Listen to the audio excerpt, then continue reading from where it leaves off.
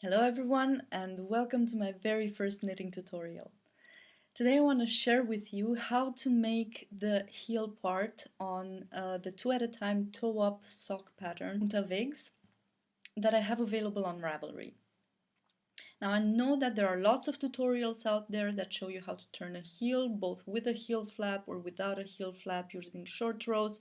However, I feel that using a heel flap and picking up stitches on the side is the most anatomically correct way to shape a heel, and also enables you to do this kind of reinforcement that I am very eager to share with everyone, both under and above. If you want to skip the introductory part and go right to the good stuff, feel free to click on the link above to get to the point. I learned how to make my first pair of socks using double-pointed needles. I was using 4 double-pointed needles to hold my live stitches, and I was knitting them with a fifth. This meaning basically that I have to switch needles or 4 times in order to finish a round, which makes it very tedious. It enables you to just knit one sock at a time, and then you will eventually get the second sock syndrome when you see how much effort and energy you put into finishing that one single sock. Now, in the meantime, I switched over to circular needles. I own very few sets of double-pointed needles nowadays, but sometimes they could come in handy, just not for socks, not for hats. It's just like cord. So I'm using the magic loop technique. This enables me to knit 2 socks at a time because of the long cord. This is just a sample that I prepared for you. I used different yarn than what the pattern calls for, just for demonstration purposes, so you can actually see the stitches better and what needs to be done. I used my own hand-spun 3-ply merino. Have a look at it. I hope it looks well close to the camera. It is very squishy and I love it a lot. You will just have to imagine that your sock is knitted already from the toe up until the point you decide to make the heel flap. And you will be working on the sole stitches here, and these are the stitches you're ribbing above the foot. I used this provisional cast on so I will be able to pick up the stitches from here and actually knit the sole of the foot. I'm going to make a Christmas booty for my dog Freya, who's going to arrive into our lives next week, and we are extremely excited about that. So let's get started. The pattern will tell you to start the first row by knitting it entirely. So you start by knitting simply the stockinette that you had been knitting before on the 34 stitches of your sole. So you start by knitting it across until you reach 1 stitch before the end of the row, which we already are doing. This is the last stitch, and you knit the last stitch through the back loop and not in the front as you normally knit. Then you turn the work, and now you knit on the wrong side. Now what you do on the wrong side is that the first stitch with the yarn in the front, you skip it as if to purl, like this, and then you purl the rest of the stitches until the end of the round.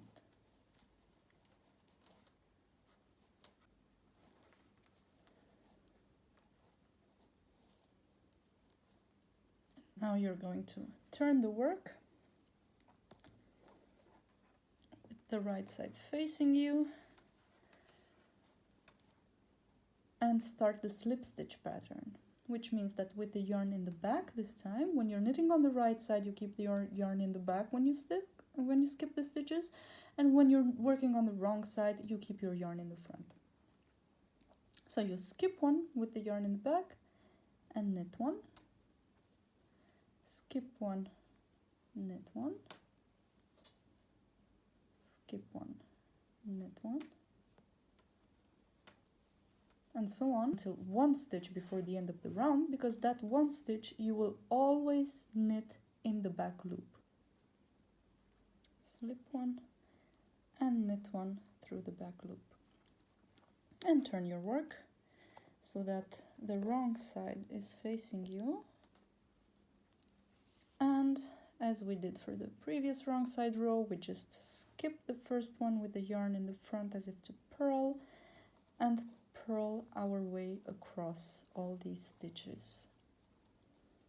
And the repetition of these 2 rows will give us the reinforced heel flap. You will have to repeat these rows for a total of 38 rows, which means that at the end of this row I will have completed already 4 rows, because we also count the setup, the 2 setup rows. And I will be back to you as soon as I will finish the 38th row to show you how you can make sure, by counting the chains on the side of your work, that you have indeed worked enough rounds and you didn't get lost somewhere. Okay? I'll see you in a little bit. Now the heel flap is done. You want to count 19 chains on the side of your work, on either side you want, but I feel it's easier to count them here where you had your knit through the back loop at the end of the row.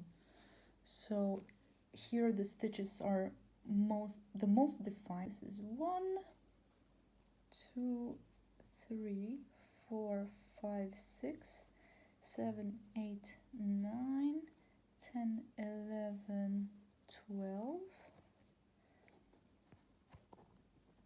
13, 14, 15, 16, 17, 18, and 19. So yeah, you have the number of 19 chains down here, and now you're ready to start on turning the heel of your sock. And we're gonna start that by doing slip 1, knit 1 for 19 stitches. So slip, knit, just to maintain this ridge pattern. And I'm going to show you how to align that as well a bit later on with your heel stitches.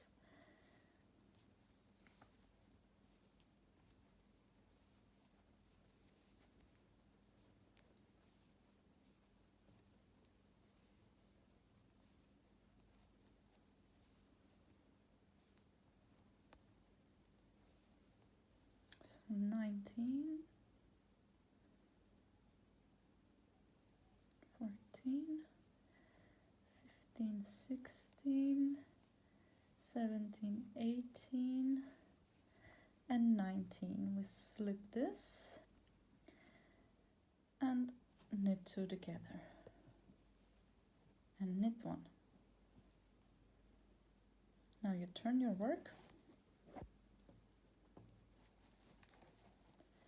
You slip the first stitch with the yarn in the front, I'm sorry, and purl 5, 1, 2, 3, 4, and 5. You purl 2 together and purl 1. And here you should have 12 stitches on either side of this gap. You see it right there, it's very visible, you can't miss it. 2, 4, 6, 8, 10, 12. And here 2, 4, 6, 8, 10, 12. Perfect. So now we just turn the work, put the yarn in the back to knit, and now you'll have to pay attention to these ridges and how to align them. Now these will be your inner ridges, what we did here now for the purl 5s. So every ridge means a slipped stitch, the one next to it is a knit stitch. So this is a slip, knit, slip, knit. We want to start with a slip stitch though, so what we're going to do is we're going to slip both first stitches on our right needle, then knit, slip, knit, slip, knit, until one stitch before the gap And this stitch and the first stitch after the gap are going to be knit together. Knit both of these together. Simply knit the next one and turn your work. Now you're just going to stop counting because your gap will be your reference. You'll slip the first one and purl until one stitch before the gap. And again, you're going to take that stitch before the gap with the stitch after the gap and purl both these together. And purl one and turn. Now slip one. Well, we'll have to check the alignment. So this is a slip stitch, knit, slip, knit, slip. Then we just slip and knit because everything matches until one before the gap. Here we knit these two together, knit one and turn your work. Slip one, purl to one stitch before the gap,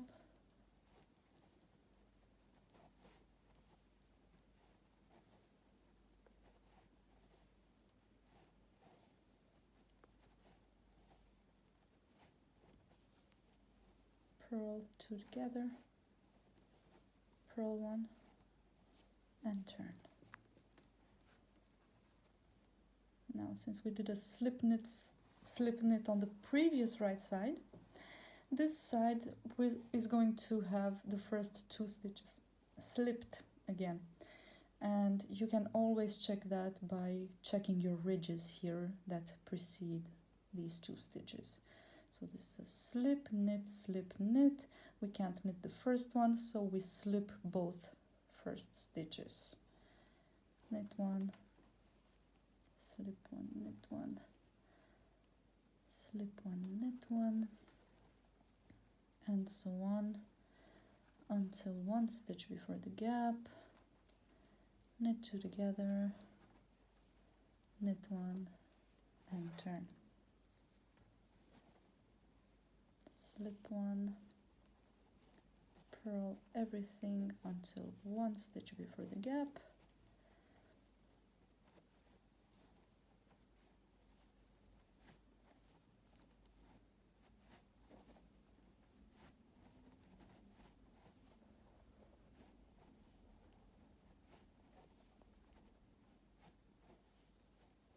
purl two together, purl one and turn. Now let's check if we have the same number of stitches left to decrease. 2, 4, 6, 2, 4, 6, perfect. So we slipped 2 in the beginning on the previous right side round, and we slip knit all the way across until 1 before the gap.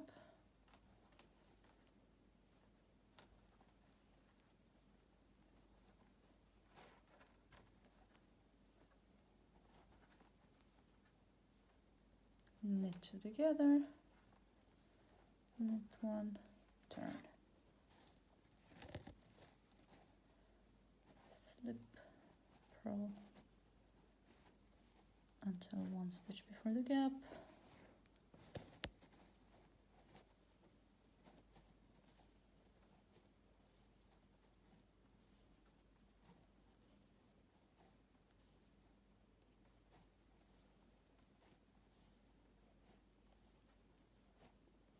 purl two together, purl one, turn. Slip the first two, knit, slip, knit,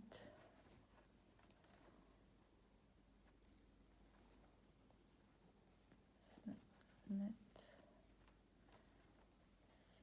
knit until one before the gap. Whoop, slip, knit, knit two together, knit one and turn, slip one and purl everything until one before the gap,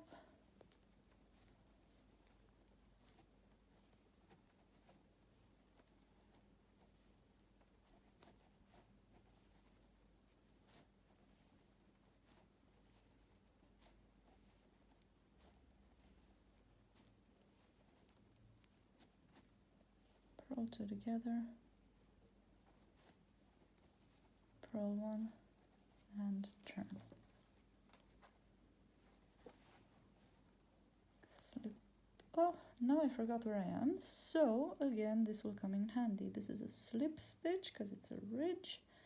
So it's slip, knit, slip, knit, slip. Okay, so it's just a slip, knit repetition.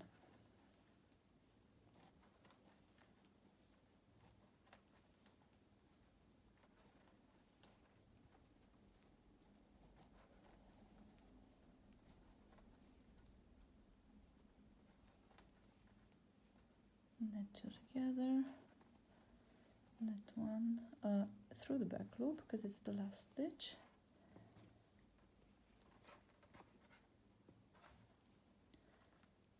Slip. This is our last decrease round, and we are going to end up with 20 stitches in this slip stitch pattern that I would like you to divide between 2 stitch markers so you can have control over which stitches are following the slip stitch pattern once you have joined in the round, and you also have to do some decreases. And we are going to synchronize those decreases. This is the knit 2 together, purl 2 together, purl the last stitch and turn. I'm going to explain that to you in a while.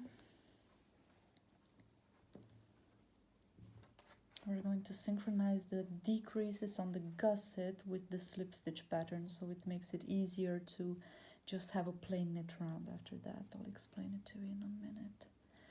Now what you're going to do after you finish decreasing, you're just going to knit this first round, but maintaining the slipping part. So slip 2, I think. This is a slip 1, knit 1, slip 1, knit 1. Okay, yes, slip 2. Now you have already 20 stitches here. Let's count them before. 2, 4, 6, 8, 10, 12, 14, 16, 18, 20. Yes. And look how nicely these ridges align now. I love it. I simply do. They're very cool. So we slip the first 2 to maintain the slip stitch pattern. Knit 1, slip 1, knit 1. This goes like this until the end of this row. Slip, knit, knit, and so on.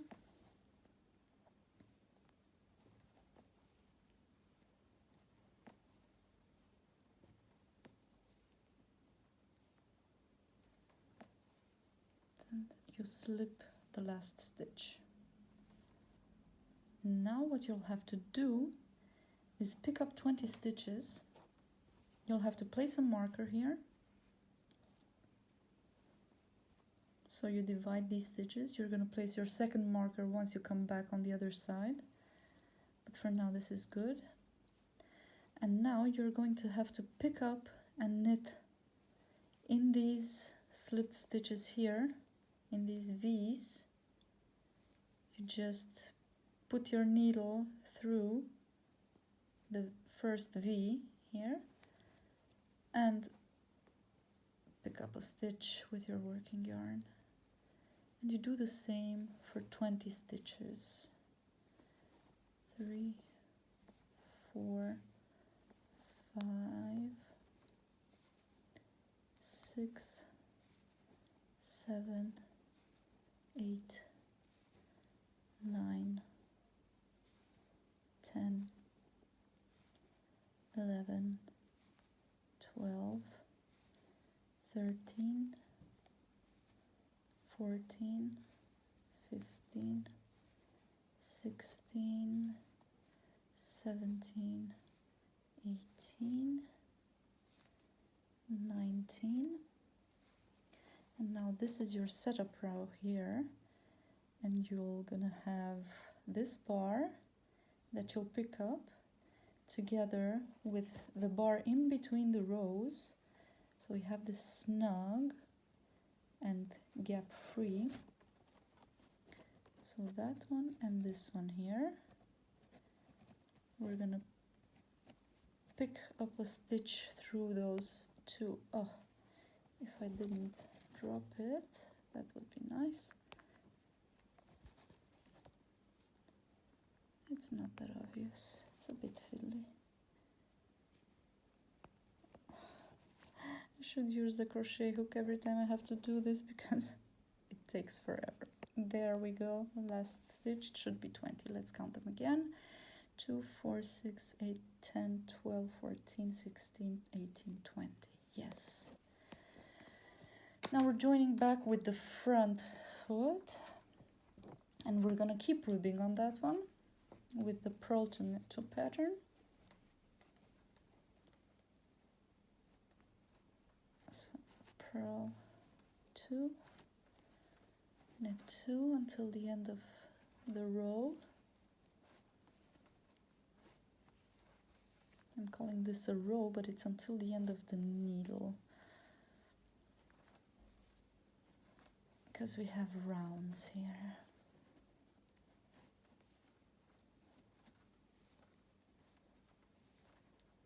And once you finish this,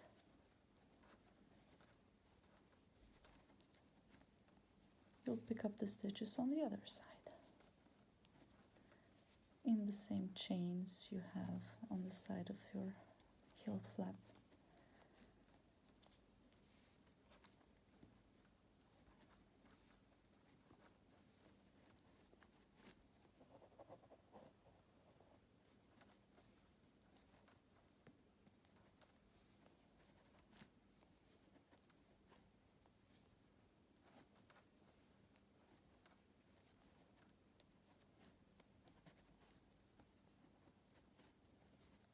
Here we are. I'm gonna pull this out. And the first stitch we're going to pick up exactly as on the same extremity with this bar here and the first semi-awkward stitch chain here. Just one of the bars. We pick and we pull through. That's our first stitch. And now in every chain that you see, every next chain, you pick up 1 stitch. So this is 2, 3, 4, 5, 6, 7, 8, 9, 10, 11, 12, 13, 14, 15, 16, 17, 18, 19, and 20. That's your last chain there. Let's count these again. Yes, 20. Perfect. Now what we have to do is to place a stitch marker here, so we have these stitches separated, because our previous round was a slip stitch round, and you can always see that here in the back of your work. If you have a stitch that is being enveloped like that by a thread, that means it's a slip stitch, and it will have to be followed by an alternate knit round on all of these stitches. In order to synchronize the decreases that we're going to make at each end of this side on these last 3 stitches with these last 3 stitches, I want to have the decreases and the slip stitch move on over these stitches on the same round. This is going to be our new beginning of the round. I advise you to use a different colored stitch marker or whatever you prefer. But yes, we're going to continue right now by knitting a plain round all around. And then after that round, I'm going to come back and start the gusset decreases, as I was saying, here and here. So now we just do an entire round of plain knitting, of course, while maintaining the rib on the upper side of the sock. So now I knit an entire round and I'm back at the slip stitch pattern. And I'm going to do the same as before. I'm going to slip the first two stitches because now I'm not decreasing again, so there's no alternation that's happening anymore between slip the first two and then on the next slip stitch you slip one, knit one. That's not applying anymore. So you just slip the first two, knit one, slip, just as we did before, knit one, slip one, knit one. And you're gonna see here on the wrong side that every stitch is knit on the previous round, so you know that it's time to do your slip stitch pattern.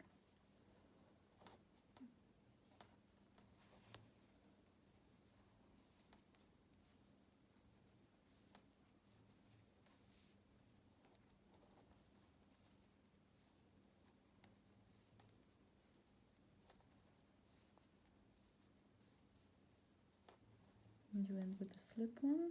That's how it is.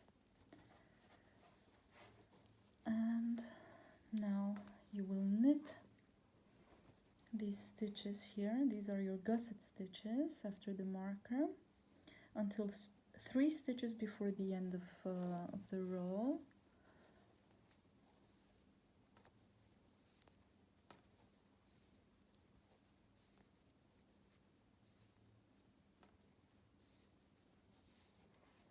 The cord makes noise when it hits the table, so I have this table runner to absorb a bit of the sound of that. I'm trying to hold my hands in a way that it doesn't bang on the table but on the table runner. So here we are, we reach 3 stitches before the end of the round. Now we knit these two together and knit one. And knit one. Then we continue here, pull the cord for the top stitches that are going to be done in ribbing.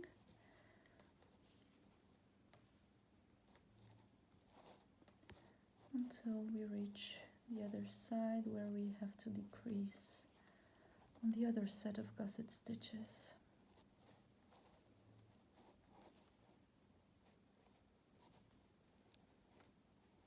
Okay, here we are. See how it looks like? These are your that's your heel. It's your very nice and fluffy heel. Okay, now you pull the cord over on it. There are lots of stitches at the moment, but you will decrease it gradually to the original number.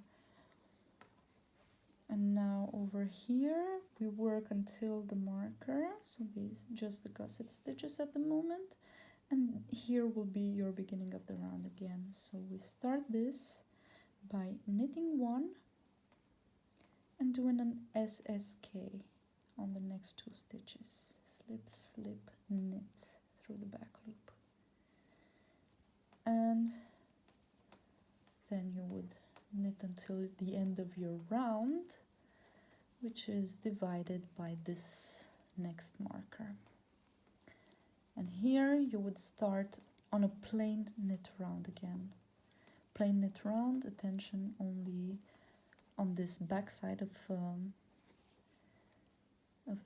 the leg. You will, of course, continue the ribbing on the upper side. Here you are, and now these two were slipped, but now everything is knit. We are knitting these across because, of course, we are not knitting back and forth again, and there is no purl all stitches on the wrong side indication anymore. So this is how it's done. You will have to alternate these 2 rounds until you decrease these gusset stitches, and this will form a very nice ridgy upper back heel kind of thing that will protect your sock when you put your shoes on and off. You have to start with 20 stitches here, 20 stitches here on either side, which makes for 60 stitches. You'll have to do the decreases until you get on either side here on the gusset stitches 7 left, and that will give you a total amount of your original 34 stitches that you began with on the sole side. And then you can drop the slip stitch pattern between these markers. You can remove the markers altogether and continue in a uniformous ribbing all the way across with knit 2, purl 2 over on this side, because here it ends with a purl 2. And that seems to be it. I would like to thank my test knitters for supporting me in this endeavor, and a special thanks to Kelly, my test knitter from Perth, Australia, without which this video would have been not made. Thank you everyone for watching. I hope that you're excited as I am about the super reinforced heel and that you are able to follow my instructions. Please don't hesitate to contact me in case you have any questions. I'm very open to questions and answering them as well. And happy knitting!